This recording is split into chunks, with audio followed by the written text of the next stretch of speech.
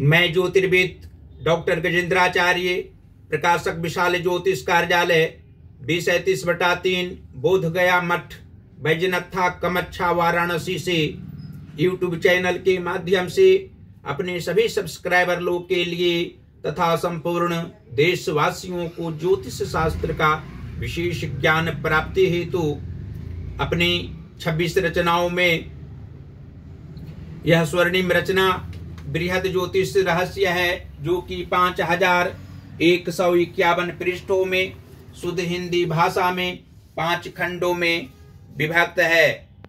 इस ज्योतिष महाग्रंथ को इतनी कलम अर्थात 525 कलम से मेरे द्वारा रचना हुई है। आज आप लोगों को जन्म कुंडली के 12 भाव में एक साथ बुध एवं बृहस्पति ग्रह को बैठने का फल स्पष्ट शब्दों में वर्णन करने जा रहा हूं। जन्म कुंडली के 12 भाव में बुध तथा बृहस्पति के मेल से जातक संघर्ष करने पर धन इकट्ठा करते हैं। अशुभ स्थिति में धन हानि होना लाजमी है। यदि शनि शांत रहे तो खराब समय सामने आ ही नहीं सकता। अपने स्वजन कभी धोखेबाजी कर ही नहीं सकते तथा अपयश मन मस्तिष्क में स्पर्श तक नहीं कर सकता है। बृहस्पति एवं बुध जातक को आत्मज्ञान की ओर प्रवृत्त करेंगे। ऐसे तो विद्या के क्षेत्र में सफलता सही व उचित तरीके से मिलेगी। इसी से धन का संग्रह धीरे धीरे होगा। लेकिन कोई शत्रु से तनाव या मानसिक दुख प्राप्त नहीं हो सकता और न ही विधर्मी लोग कभी परेशान करेंगे। 12 भाव स्थित बुध तथा बृहस्पति के मेल हो तो मृत्यु पर्यंत अपनी कमाई अथवा पिता के धन को अपव्यय किसी भी स्थिति में जातक नहीं करते हैं। ये भूखे प्यासे रहना पसंद करते हैं, लेकिन मांग कर खाने वाले नहीं हो सकते तथा यश कमाने के पीछे भी नहीं भागते हैं। आयु के 48वें वर्ष में उदर रोग होने की संभावना कुछ रहती है। 1 या 2 वर्ष तक रोग प्रभावशाली शरीर पर उस समय रहेगा। धनाभाव उपरोक्त ग्रहों के प्रभाव से बाल्यावस्था से लेकर वृद्धावस्था तक कभी नहीं होगा। और यह भी स्पष्ट शब्दों में आप लोग जान सकते हैं कि जन्म कुंडली के कर्म भाव के स्वामी गुरु बृहस्पति हों और मातृभाव के स्वामी बुध ग्रह हों और बुध एवं बृहस्पति एक साथ 12 भाव में बैठे हों तो जातक अपव्ययी किसी भी रूप में नहीं होते हैं।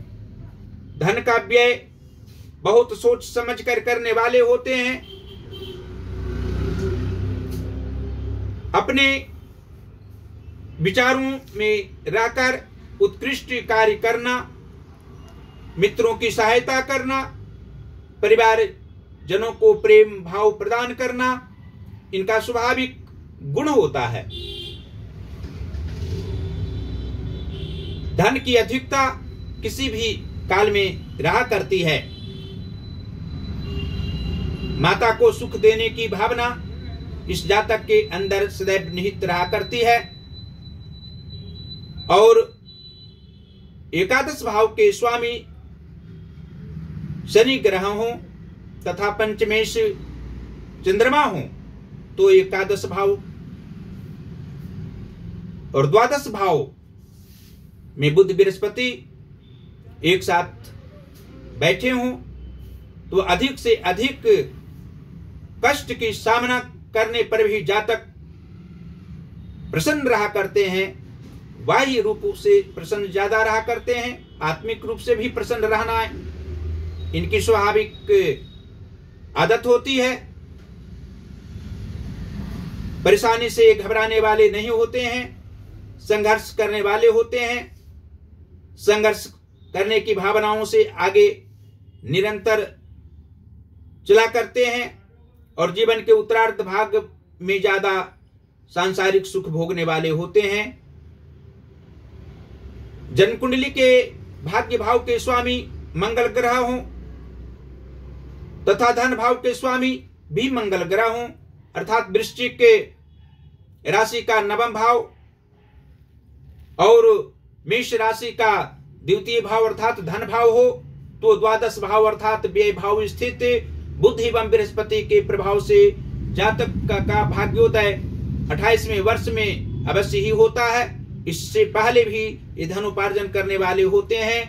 विद्या अध्ययन काल से ही धनोपार्जन करने की इच्छा इनमें रहा करती है और जीवन के पूर्वार्ध भाग तथा उत्तरार्ध भाग समान रूप से सुखदायी इनका रहा करता है।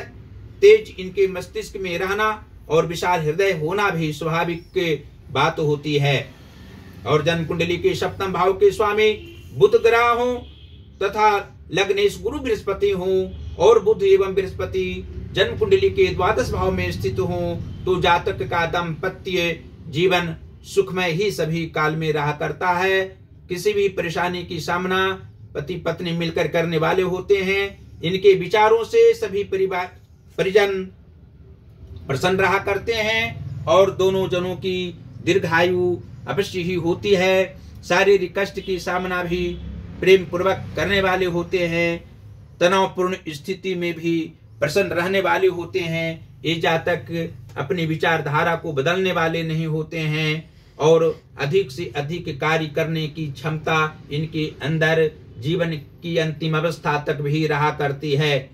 और जन्म कुंडली के छठवें भाव के स्वामी अर्थात रोग व रिपु भाव के स्वामी सूर्य ग्रह हों तथा पराक्रम भाव के स्वामी शुक्र ग्रह हों, तो व्यय भाव स्थित बुध एवं बृहस्पति के प्रभाव से जातक रोगी किसी भी काल में अधिक समय तक नहीं रहा करते हैं। रोग सामान्यतया होता है, लेकिन अधिक या गंभीर रोग होना स्पष्ट ज्योतिषीय दृष्टिकोण से नहीं है। पराक्रम की भावना इनमें रहा करती है। तेज मस्तिष्क होने के कारण अच्छे विचारों से युक्त रहना और अपने परिवार परिजनों के समान समाज के हर वर्ग के व्यक्तियों को समझना इनका स्वाभाविक लक्षण होता है। इनकी उत्तम विचारधारा होती है।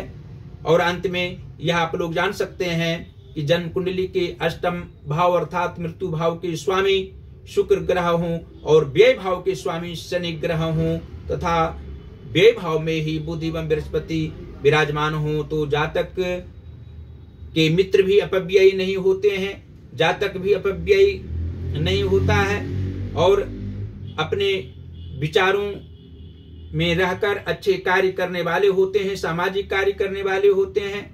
अपने परिवार परिजनों को भी सभी प्रकार से सुख देने की इच्छा इनके अंदर रहा करती है। और यदि जन्म कुंडली के उच्च भावों में पापक ग्रह बैठे हों और नीच भावों में उच्च ग्रह विराजमान हों, तो द्वादश भाव स्थित बुध एवं बृहस्पति के प्रभाव से जातक को किसी भी प्रकार की सांसारिक परेशानियां नहीं हो, शारीरिक कष्ट नहीं हो, मानसिक कष्ट की सामना कदापि नहीं करनी पड़े और आर्थिक तंगी भी नहीं हो। इसके लिए अवश्य ही गुरु बृहस्पति की कथा जातक को करनी चाहिए।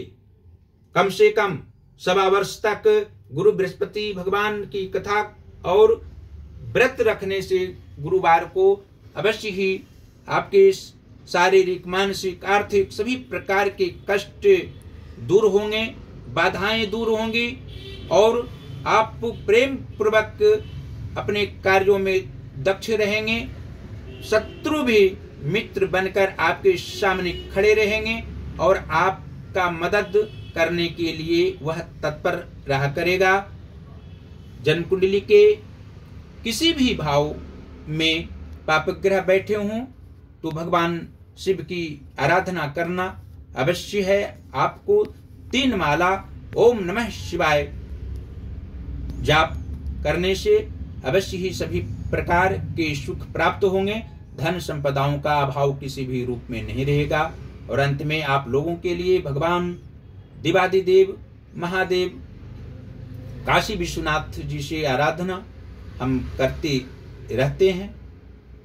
आप लोग सदैव प्रसन्न रहें, अपने परिवार जनों के साथ सुखमय जीवन व्यतीत करते रहें और हमारी सभी 26 रचनाओं को मंगवाकर आप लोग अपने अपने घरों में अध्ययन करें।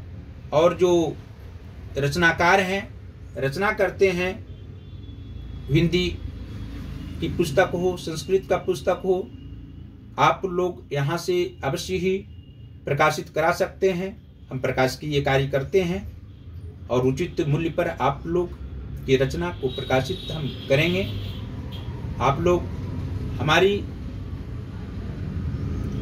बृहद ज्योतिष रहस्य रचना को अवश्य ही 5 खंडों को मंगवावें और इसका अध्ययन आप लोग करें। इसी शुभकामनाओं के साथ धन्यवाद।